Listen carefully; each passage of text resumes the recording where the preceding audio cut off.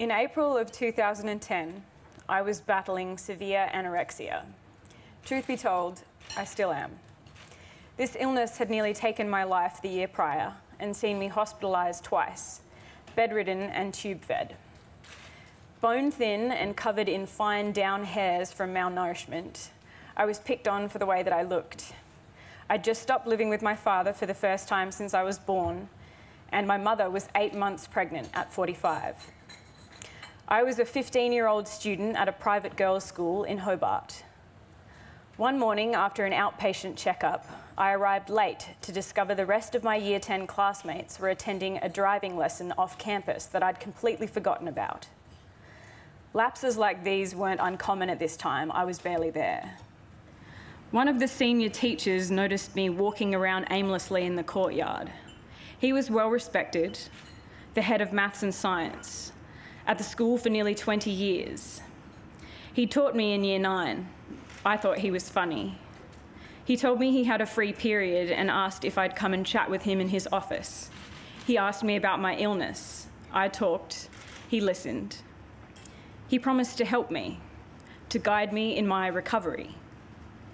As a teenager with no frame of reference and therefore thinking nothing odd of this, I told my mother about our conversation when I came home that day. My parents had a meeting with the school principal soon after, requesting that this teacher stay away from me. But in the meeting that I then had with the school principal and this senior teacher, I remember having to apologise. I had to apologise to him for putting him in this position, in front of the principal. I was told I had done something wrong. Baffled though I was, I believed I had. Thus, the first seeds of terror, confusion, and self-doubt had been sown in my mind. Indeed, it didn't make sense. In secret, he was adamant that I still come to see him, to talk. My parents were against me, he insisted. I was not to tell them because they simply wouldn't understand. Pregnant women, he said, were full of hormones. That must have been why my mother and I were arguing.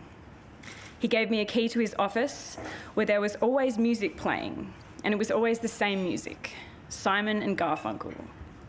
Over a period of months, he built my trust to a point where I felt safe sharing my fears and past trauma that underpinned my illness, like my experience of being sexually abused as a 6-year-old by an older child who told me to undress in a closet before molesting me. He told me he would never hurt me, until he did, by way of a masterful reenactment I didn't see coming, with a closet and an instruction to undress. Most of you know my story from there. That is, how I lost my virginity to a 58-year-old pedophile and spent the next 6 months being raped by him at school nearly every day on the floor of his office. When I finally reported him to police, they found 28 multimedia files of child pornography on his computer.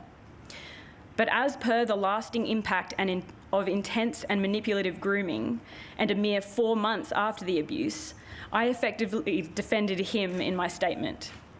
Still only 16 then, I was terrified he would find out that I had betrayed him and that he would kill me. He was sentenced to 2 years and 10 months in jail for maintaining a sexual relationship with a person under the age of 17.